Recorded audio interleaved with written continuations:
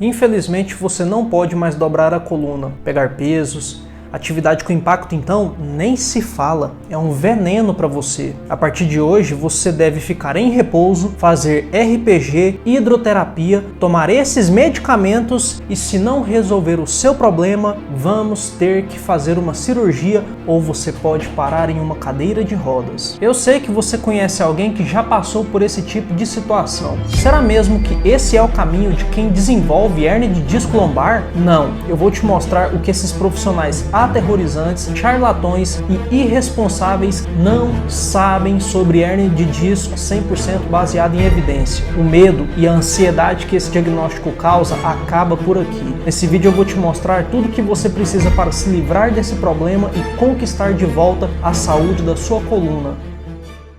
Afinal de contas, o que é hérnia de disco? É a projeção do conteúdo interno do disco, conhecido como núcleo pulposo, para posterior, rompendo os anéis fibrosos do disco intervertebral. Nossa, então é grave, né? Não. A maioria das hérnias de disco encontradas nos exames de imagem são assintomáticas. Fazem parte normal do processo de envelhecimento. Você que está me assistindo tem mais de 20 anos e não sente dor na coluna, provavelmente você já tem hérnia de disco. É algo que você não pode impedir, é a natureza agindo. É a mesma coisa do cabelo que fica branco com o passar do tempo e da pele que enruga. Essa é a primeira coisa que você precisa saber. E quando pegamos a população que sofre com dor lombar, cerca de 5% tem relação com hérnia de disco, apenas. Essas pessoas não sofrem com dor lombar, elas sofrem com sintomas neurológicos descendo pelo membro inferior unilateral. A hérnia de disco lombar causa dor intensa descendo pelo membro inferior com trajeto definido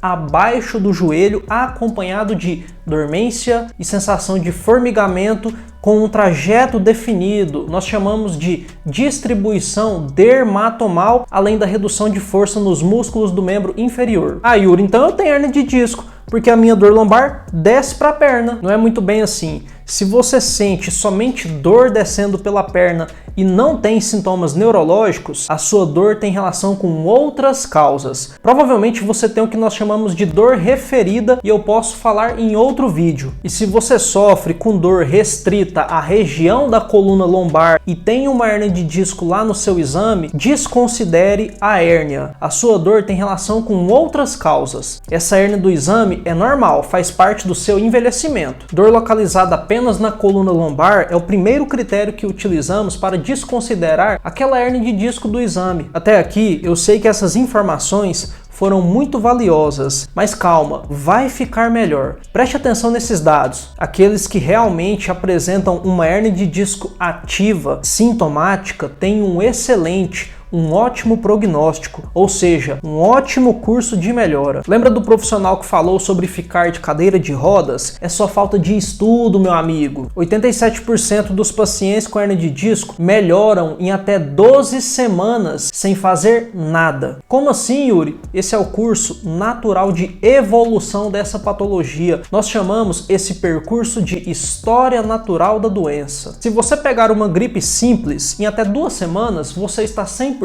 sem fazer absolutamente nada, certo? A mesma coisa com a hérnia de disco. Se o paciente tentar se manter ativo, em até 12 semanas tem grandes chances de se recuperar. Esse é o principal motivo pelo qual a cirurgia não é a primeira indicação de tratamento. E eu já vou te mostrar o percentual de pacientes que necessitam de cirurgia. Espera só um minuto. Eu vou te explicar por que os pacientes têm bom prognóstico, por que a maioria deles se recuperam com o tempo. O que causa dor na hérnia de disco é o processo inflamatório, quando o sistema imunológico reconhece o conteúdo herniado como um corpo estranho. E o papel do processo inflamatório é combater o corpo estranho e gerar reparo tecidual. É exatamente isso que acontece. A inflamação vai lá no conteúdo herniado para fazer degradação enzimática, fagocitose e favorecer a chegada de novos vasos sanguíneos para fazer o reparo do disco. E nesse momento você deve estar se questionando: então o disco se recupera? Sim, esse é um fenômeno conhecido cientificamente como regressão espontânea. O conteúdo herniado é reabsorvido.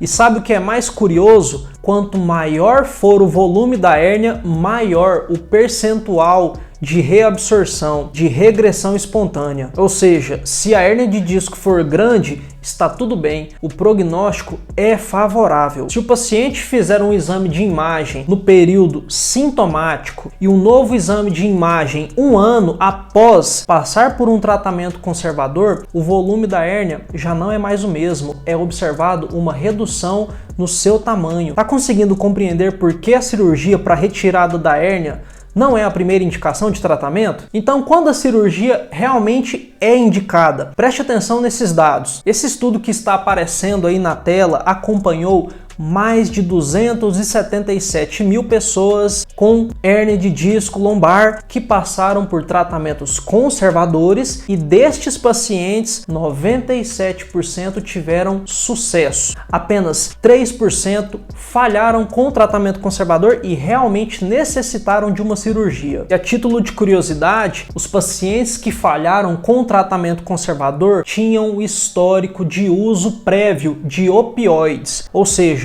o uso de medicamentos à base de opioide pode predizer a falha com o tratamento conservador. E se tratando de tratamento conservador fisioterapêutico, entre 6 e 8 semanas, a maioria dos pacientes se apresentam com sintomas centralizados, eles saem da perna, eles se encontram de forma controlada. Por isso é tão importante procurar um fisioterapeuta que entenda sobre dor para passar por esse período com menos dor, incapacidade e sofrimento. Hérnia de disco não é um rótulo, uma sentença. As pessoas podem sim vencer esse diagnóstico, mas claro, agora com um novo estilo de vida e novos comportamentos saudáveis, porque a hérnia é consequência de um estilo de vida não saudável. E aqueles que se recuperam, mas voltam para o estilo de vida não saudável, para aquele estilo de vida ruim, apresentam chances de ter novos episódios futuros, o que chamamos de recidiva. A mudança no estilo de vida compõe parte do tratamento